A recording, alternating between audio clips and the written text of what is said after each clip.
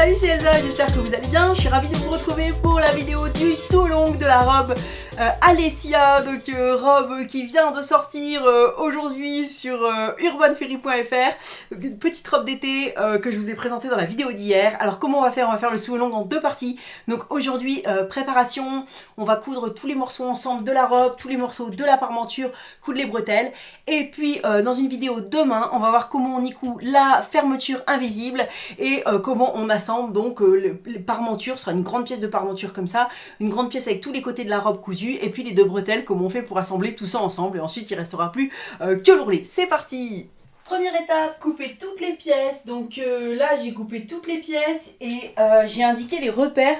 Donc en fait j'ai indiqué ça à la craie, je les ai mis en assez grand là, pour que vous les voyez bien. Et donc en fait c'est tous les repères pour assembler les pièces une à une, parce que vous allez voir les pièces, il y en a beaucoup, enfin il y en a beaucoup. Pour le devant il y en a 3, pour le dos il y en a 4 et elles n'ont pas des formes vraiment super distinctes. Donc du coup il y a des repères, hein, un peu comme dans Burda là. Donc du coup des repères, par exemple 2, bah, ça ira, on coudra contre 2, etc. Voilà, donc il ne faut pas enlever son patron avant d'avoir marqué les pièces, ou alors vous laissez le patron dessus, sinon vous allez un peu vous y mélanger. Ensuite on a besoin du coup du zip comme ça de 40 cm, zip invisible. J'ai coupé également les bretelles et puis les parmentures. Donc c'est exactement la même chose. Là j'ai numéroté toutes les pièces. Alors j'ai entoilé toutes les parmentures avec un entoilage léger, donc facultatif, mais qui donnera plus de tenue, qui aidera la parmenture à rester à l'intérieur. Voilà, donc tout est entoilé comme ça. J'ai également entoilé les deux milieux d'eau. Donc voilà, là vous voyez les deux milieux d'eau. Je vous les montre sur l'envers au niveau du zip invisible. Donc un peu plus long que le zip, hein. Si je pose mon zip dessus, bah, on voit que j'ai mis l'entoilage donc un peu plus loin. Et ça va permettre comme ça de bien soutenir le tissu, de ne pas le tirer pour pas que ça déforme la fermeture et tout. Voilà, pour stabiliser en fait tout ça.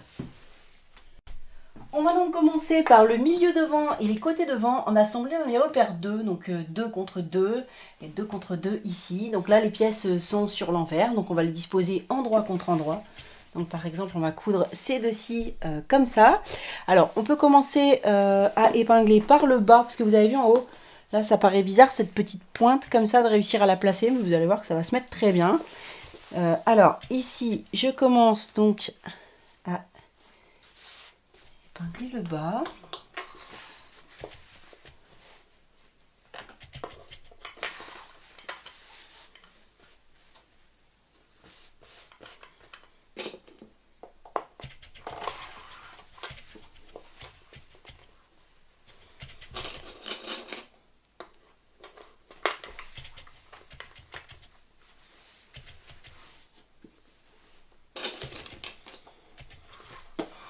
Voilà, et comment ça se passe ici quand on arrive donc à la pointe? Voilà, donc ici si on place comme ça, on voit que bah, là ça part dans ce sens là.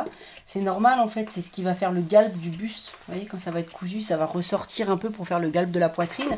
Et donc du coup, bah, qu'est-ce qu'on fait? Parce que là on va devoir changer en piquant l'aiguille dedans et en changeant de direction. Bah, on peut comme ça l'épingler. Je vais mettre une épingle là sur l'angle, comme ça. Et puis après on tourne. Voilà, et on les met vraiment bord à bord, on continue. Alors, est-ce que c'est normal que, comme ici, qu'il y ait un petit morceau qui dépasse, là, vous voyez une petite pointe? Bah oui, parce que en fait, si on pique à 1 cm pile, on va arriver pile à l'intersection des deux morceaux. C'est parce qu'ils n'ont pas le même angle à la fin, hop, comme ça, et on va piquer comme ça à 1 cm tout du long. Alors, il y a un truc dans la couture, c'est que, on peut appeler ça la couture directionnelle, c'est que si là, vous commencez de haut en bas, de l'autre côté aussi, quand on placera l'autre pièce qui est symétrique, bon, moi, je vais montrer qu'une pièce à chaque fois, hein, puisque c'est la même chose de l'autre côté. Il faudra aussi commencer de haut en bas. Parce que il faut toujours faire comme ça. Il faut commencer, si vous allez des manches vers l'intérieur, par exemple, ou au contraire, il faut aller toujours dans le même sens. Parce que si vous faites une chose d'un côté et un autre sens de l'autre, vous pouvez avoir des petits décalages. Voilà, donc c'est mieux de toujours aller dans le même sens quand on coud un côté puis l'autre. C'est parti, donc j'ai mon guide margeur pour bien piquer à 1 cm. On peut faire aussi avec du masking tape. On va commencer par un petit point d'arrêt en reculant. Voilà, donc c'est cette partie-là qui va être délicate, hein, avec le petit coin comme ça. Donc on va bien tenir les deux épaisseurs.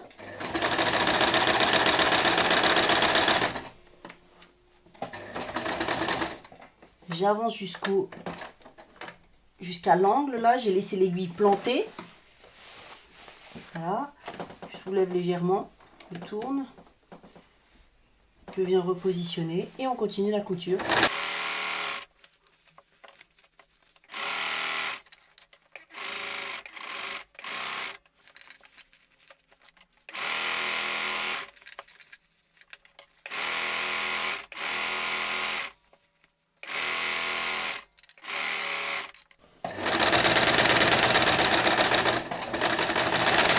Voilà, j'ai terminé par un petit point d'arrêt. Donc il reste là à surfiler les marges, donc avec un petit zigzag, on surfile les marges. Moi je vais le faire, ou si vous avez une surjeteuse, à la surjeteuse, je vais le faire à la surjeteuse. Et ensuite je vais coucher les marges vers les côtés. Vous pouvez aussi, si vous le préférez, surfiler les deux épaisseurs avant, et puis après ouvrir la couture au fer, voilà, à votre choix. Alors bien sûr on fait la même chose ensuite de l'autre côté.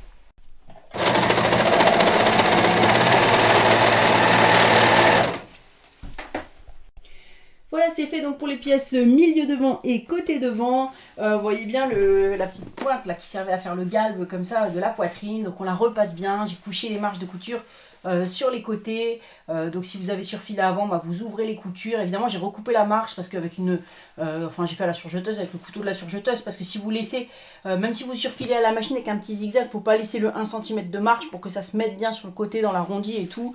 Si on a une marge très fine, ça évite, voilà, on n'est pas obligé de cranter là l'angle, ça va, ça passe sans souci. Donc je ne vais pas vous montrer la même chose pour tous les autres, je vais juste vous montrer comment on les assemble, et puis après faire une couture droite, ben, vous savez faire, hein. C'est comme un surfilé comme ça, vous savez faire, j'imagine, si vous faites voilà, une robe comme ça. Alors ensuite, on va passer aux pièces dos. Donc qu'est-ce qu'on va faire avec les pièces dos? Bah, c'est pareil, on va venir, alors là il y a 4 morceaux au lieu de 2. On va faire la même chose, on va positionner les pièces endroit contre endroit, donc ces deux-là vont ensemble, ces deux-là vont ensemble. Donc là, il n'y a pas la petite pointe là comme tout à l'heure, donc ça va être encore plus simple à positionner. Donc je vous conseille de positionner par le bas, comme ça, hop, les deux. Donc on met des petites pinces ou des épingles, et puis après on coud de la même façon, et puis on fait la même chose avec les marges, et on aura donc nos dos près et notre devant. Voilà la pièce devant et les deux pièces dos. Donc là, de chaque côté, on a donc les petits côtés comme ça entoilés. De l'autre côté aussi, de façon symétrique par là. Voilà. Et donc, il nous reste à assembler ces bords-là. Donc, repère 1 contre repère 1. Et donc, on fait la même chose. On les positionne endroit contre endroit, ici. Puis après, on fera la même chose de l'autre côté. Et puis, on vient donc épingler les deux tissus. Et on pique sur le côté de la même façon. Le repassage approximatif, c'est parce que je reçois mon nouveau fer de main. Celui-là, il est un peu fatigué, mais je vous conseille de bien repasser votre tissu auparavant. Et voilà, alors là, bah, je crois qu'on voit pas grand-chose, mais on a assemblé toutes nos pièces. Donc en fait, si vous pliez la robe, ça fait déjà, voilà, comme ça, la petite robe en fait, sans les bretelles, sans les parmentures, sans rien. Bah, vous avez vu, à part les deux pointes au début, c'était que des lignes droites, hein. Donc pour l'instant, à part bien prendre les repères et pas se tromper en assemblant les pièces, il n'y a vraiment rien de compliqué. On va faire la même chose avec les parmentures. Donc là, bah, petit pulse trop facile, quoi. Vous avez les numéros, il faut les assembler. C'est un pulse vraiment ultra simple. Voilà, 5 avec 5, 6 avec 6, enfin dans le bon sens, quoi. 7, bah, avec 7, quoi. Hop. Hop. Voilà. Bon, faut juste pas. Donc voilà, le devant avec... Ouais, voilà. Voilà. Donc le seul souci, c'est que bah voilà, faut pas se tromper de quel set va avec quel set. Mais bah vous avez vu, ça a vraiment rien de sorcier. C'est parce que est-ce que vous pourriez vous tromper? Bah oui, on pourrait mettre deux pièces pareilles ensemble, mais bah on voit bien que là ça va rien donner du tout, ces deux pièces comme ça. Donc en fait, bah, si vous voulez vous aider de la vidéo, c'est comme ça. Donc on a le milieu devant, ensuite les repères 6 avec les repères 6. Ensuite on place les deux milieux dos, comme ça en dessous avec celle-là il y aura le zip. Et puis les repères 7 avec les repères 7. Donc exactement comme tout à l'heure, c'est-à-dire en plaçant à chaque fois les pièces endroit contre endroit. On va piquer donc cette couture-là, là et là. Et ensuite on aura le devant et le dos. et on assemblera les côtés. Petite remarque, là vous avez vu que j'ai entoilé toute la pièce, même la marge de couture. C'est parce que mon entoilage est très fin. Pour un tissu fin avec un entoilage fin, on n'est pas obligé d'enlever la marge de couture sur l'entoilage. On le fait pour les tissus plus épais avec des entoilages plus lourds. Là on n'est pas vraiment obligé, en plus on va recouper les marges et tout. Voilà, donc bon, juste pour le début, donc je vais positionner par exemple ces deux pièces là. Voilà, mettre un petit clip. Piquer à 1 cm toujours, hein, toutes les marges là sont à 1 cm. Donc on peut, si on le souhaite, recouper légèrement la marge de couture. Et ce qu'on va faire, c'est qu'on va surtout pas surfiler, en fait. On va ouvrir les coutures au fer. Donc on peut, dans un premier temps, comme ça, les ouvrir avec son ongle. C'est bien pour les aplatir, comme ça. Et puis là, on va venir repasser pour ouvrir donc la couture au fer. Et donc ensuite, on coupe de la même chose, ici, ici et ici, de la même façon. Juste une petite remarque pour positionner ces pièces-là. Vous voyez que si vous les mettez exactement bord à bord, comme ça, et que vous piquez à 1 cm, il va y avoir un endroit là où il n'y a qu'une pièce, pareil de l'autre côté. Donc en fait, comment ça se fait? C'est parce que quand on rajoute des marges de couture d'1 centimètre, il y a la pièce qui est tracée à l'intérieur, et puis après, il y a une marge de couture qui vient de 1 cm partout. Donc en fait, quand on a des pièces comme ça qui ont des angles très différents, on peut, si on veut le tracer, je vais vous montrer comment on fait en traçant, pour bien positionner les pièces, et après je vais vous montrer comment on fait sans tracer. Donc on trace la marge de couture comme ça, qui est là à 1 cm, de l'autre côté aussi.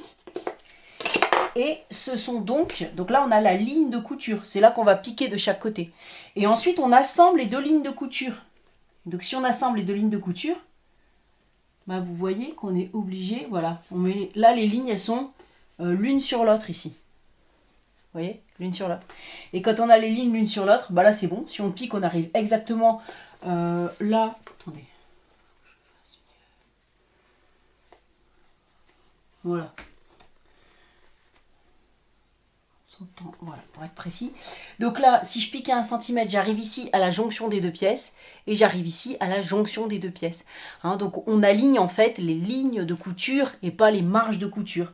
Là, les pièces ont des angles très différents, donc c'est très important de le faire. Et d'ailleurs, ça peut, si vous retenez ça, ça peut vous éviter des erreurs sur les patrons avec marge de couture, parce que la plupart du temps, quand on rajoute une marge, on rajoute 1 cm tout autour. Donc il faut bien faire attention à ce que ce soit la ligne de piqûre. Et donc c'est normal que les deux bouts comme ça ne soient pas l'un sur l'autre. C'est aussi pour ça, des fois, qu'il y a des décalages quand on fait des ceintures de pantalon ou des trucs comme ça. Des fois, vous dites, mince, j'ai aligné les deux coutures, pourquoi finalement en cousant, elles sont pas... Il y a un décalage. Parce qu'en fait, il fallait bien aligner les lignes de piqûre, quoi, à chaque fois, et pas les marges. Donc, voilà, ça évite des grands décalages. Et donc là, on va coudre comme ça à 1 cm. Après, on n'est pas obligé de les tracer, les marges. Là, c'était pour vous montrer le concept. Mais là, il suffit, voilà, d'aligner... Tiens, voilà. Là, par exemple, je vais piquer là, hop, à 1 cm. C'est bon, là, j'arrive exactement, vous voyez, exactement là, à l'intersection des deux pièces. Et là, à l'intersection des deux pièces. Hop, c'est parti. Donc, on fait la même chose. Et puis, on ouvre les marges après. Voilà, donc ça donne ça avec la couture. Donc, je recoupe un petit peu la marge. Je peux couper le petit bout qui dépasse aussi. Hop, et on va venir donc ouvrir la marge. Il nous reste à piquer les coutures de côté de la parmenture. Alors attention, quand on retourne ce morceau-là, il vient de l'autre côté. Et celui-là, il vient de l'autre côté. Donc 5 contre 5, même principe. Voilà, on n'a plus qu'à donc piquer ces coutures-là et les ouvrir. Voilà la grande guirlande de parmenture. Alors ce qu'on va faire juste, c'est qu'on va venir surfiler en dessous. Donc petit point zigzag à la machine ou alors à la surjeteuse, voilà, pour que ce soit bien propre et parce que c'est une partie qui sera laissée accrue avec les bords à vif comme ça dans le vêtement. Donc on vient surfiler tout en bas.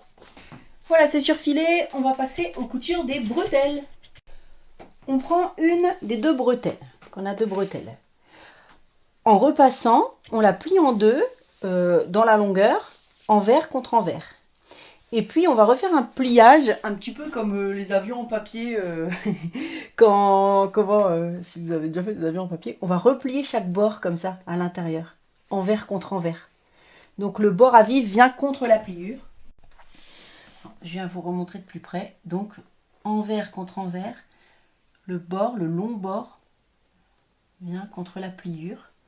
Voilà, et on va venir écraser comme ça au fer sur toute la longueur. Et puis de l'autre côté, même chose. On va venir donc bien précisément le faire refaire comme ça. Et après, on va venir le plier en deux comme ça. Voilà le pliage au fer, comme ça. Donc ensuite, dernier pliage, ici. Et on repasse toute l'épaisseur de la bretelle. Et après, on va venir piquer de chaque côté, mais vraiment à 1 mm du bord. Là, je vais vous montrer à la machine, vraiment tout près. Alors avant de piquer, je vous montre de très près. Donc là j'ai positionné la bretelle, donc là c'est le bord ouvert. Mais pour un effet esthétique, on va le faire des deux côtés. Donc une fois qu'on aura fait là, on fera la même chose ici. Et donc en fait, j'ai positionné le bord de la bretelle, vous voyez, à l'intérieur de la petite patte là du pied de biche.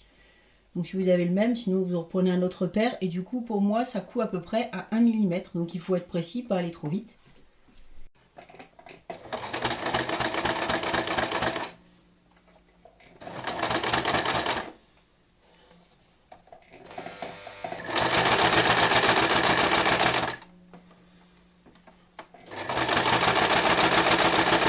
Voilà, moi j'ai une main là devant, je tiens la bretelle comme ça. Si on met sa main un peu comme ça, en retenant un peu le tissu, ça fait que les deux épaisseurs vont à la même vitesse. Et puis derrière, je maintiens aussi pour que ça reste droit.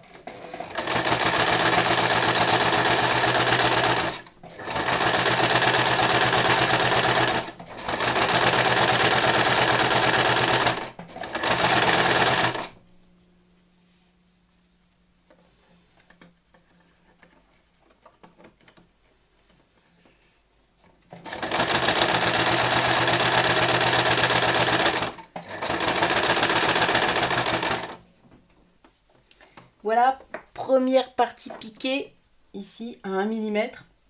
Même chose de l'autre côté. Et puis même chose pour l'autre bretelle. Et donc là, tout est prêt. Parmenture d'un côté, robe de l'autre, bretelle de l'autre. Il n'y a plus qu'à tout assembler. C'est terminé pour cette première partie du saut long. Je vous retrouve demain pour la suite. Je vous fais de gros bisous. À demain, salut. N'hésitez pas à mettre un petit j'aime si vous avez aimé cette vidéo.